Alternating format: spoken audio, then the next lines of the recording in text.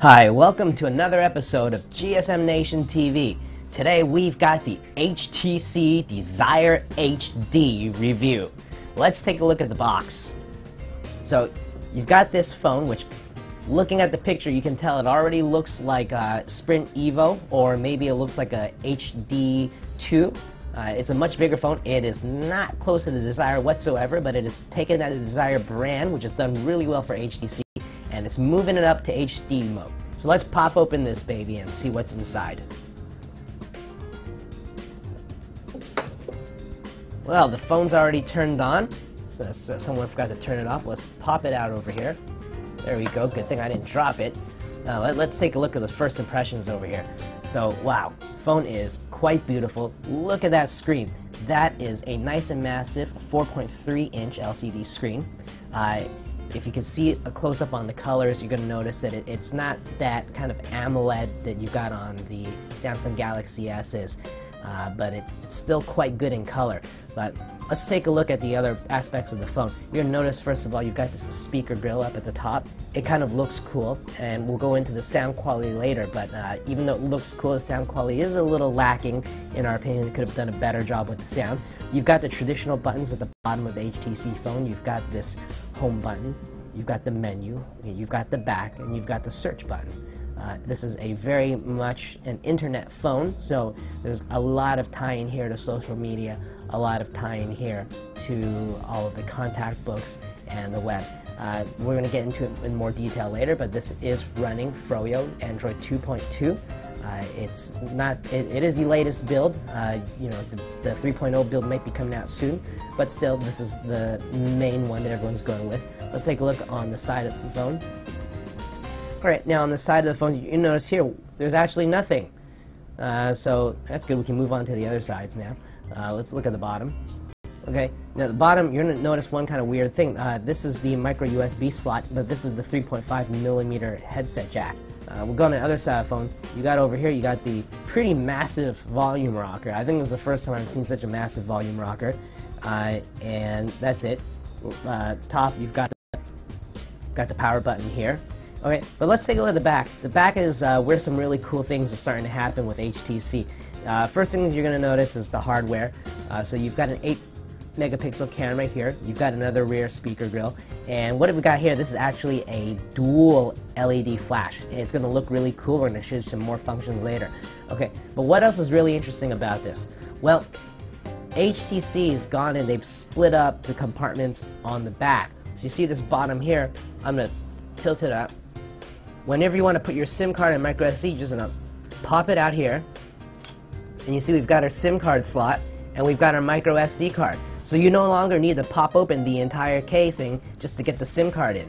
And then on this right hand side, this is actually the battery cover. So what I can do is I can stick my thumb in here, try not to scratch up the phone. There we go. And the battery's actually in here. Now I'm not going to try to take the battery out because it's going to turn off the phone. But this is a pretty clever way of allowing us to open up the phone without always making it turn off because of the battery. Alright, well, a lot of you are probably thinking, well, how is this going to size up to the iPhone? And how is it going to size up to the Galaxy S? So we got a special treat for you today. We actually got out our iPhones, and we also brought out our Galaxy S's so that you can actually take a look in comparison. So let's put them side by side, one at a time. iPhone 4, so you got iPhone 4 over here, and you can see kind of the size difference here. I'll let the picture speak for itself. I'm going to rotate it onto the side so you can see what it looks like in terms of thinness. Okay, now you will notice that it looks like the iPhone 4 actually wins by a little bit, even though it's slimmer right at the very end here. The iPhone 4 kind of wins because towards the back of the HTC, it does get a lot thicker. So there we go with that. Now I'm going to move out to the Captivate. So let's take over the Captivate over here. So with the Captivate, it actually looks like the Captivate is a little thicker. In reality, I believe the HTC beats it out at the very thickest end, but it's quite close there. And then in terms of phone size and screen size, the Captivate is a little smaller. Let's take a look at what kind of power this baby's packing over here. So open it up. We're running a 1 gigahertz Snapdragon MSM 8255 processor. It's one of the fastest that's on the market. It's packing 758 megabytes of RAM, and it's got 1.5 gigabytes of internal storage. It's kind of on the low end of internal storage, but this phone actually comes with an 8 gigabyte micro SD card, so you've got plenty of storage space, and it is expandable up to 32 megabytes. In terms of the operating system, what you'll notice is this is the kind of the default Sense UI that HTC is really known for, but this is also running, it's running on top of Android 2.2 Froyo. So if you go into a lot of the menu options, you will see some very familiar faces for Android users. You're going to see things like the Android Marketplace. You're going to see some very cool apps that are standard with Android. But at the same time, you've still got a very familiar, very well-known Sense UI running from HTC. Taking a look at the display, the phone sports a 4.3-inch LCD. It's not an AMOLED, but we'll take a look at the photos and it still looks pretty clear. It is a capacitive screen, and you can see it's quite responsive. With this kind of processing and RAM power, it's hard to be not responsive. So it goes through quite well.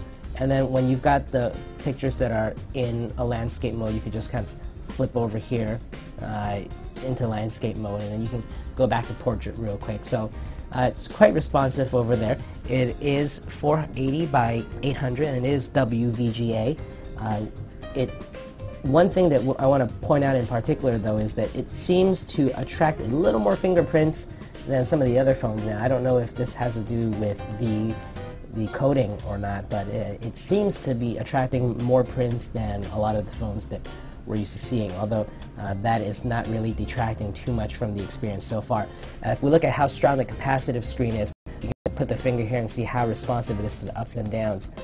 It's quite quick. It's quick on the pickup, which is important. Usually with these kind of phones, once you've got the pickup, it follows your finger quite quickly. But this one, you'll notice it is quite quick on the pickup, and it's just as good as the Galaxy S, so it is definitely a contender on that aspect. Let's take a look at the camera, because that's such an important point on this phone. If we're into the camera mode, one thing that's really great about these large screens is that you're going to be able to use all 4.3 inches as your camera display screen, so that is really nice there. It has an 8 megapixel camera, and I'm going to flip it back. Don't forget, it's got that dual LED flash. The 8.0 megapixel camera is here. It's got a lot of functions over here. It actually has built-in effects like the depth of field, vignette. You can go into sepia. But let's take a look at this phone in action. So you can see with the face detection, I think I can zoom out over here. So you got the zoom in, zoom out. So I'm going to zoom out. It's got face detection. So if I look at the GSM Nation logo and I press over here, I should be able to zoom in on our logo. And there we go. It's nice and clear. I did a little flash. And there we go with the dual LED flash. Well, one thing to keep in mind is that the dual LED flash, it is a nice feature, but sometimes if you're too close up or if it's too dark, you may accidentally find that the LED flashes are really illuminating the subject, and you might or might not want that. But you can control that in the user settings here. You can turn the flash on, off, or auto. You can come over here and get into the galleries. We'll go back. You can go and you can control the video mode. Now it's recording in 720p, so that is HD quality. Very nice, especially with this big screen. And then we can go back out and we can watch the video. One of the coolest things about having a dual LED flash is actually the flashlight application. So let's get into our menus here. You see flashlight over here. Now I'm on the flashlight mode, and you see the button here. I can turn it on, and I'm going to flip it over. You can see the LED flash is on. If I press the power button on that application again, it actually gets brighter. And then of course, pressing it again will turn it off. So you can see 1, 2, and this is the brightest setting.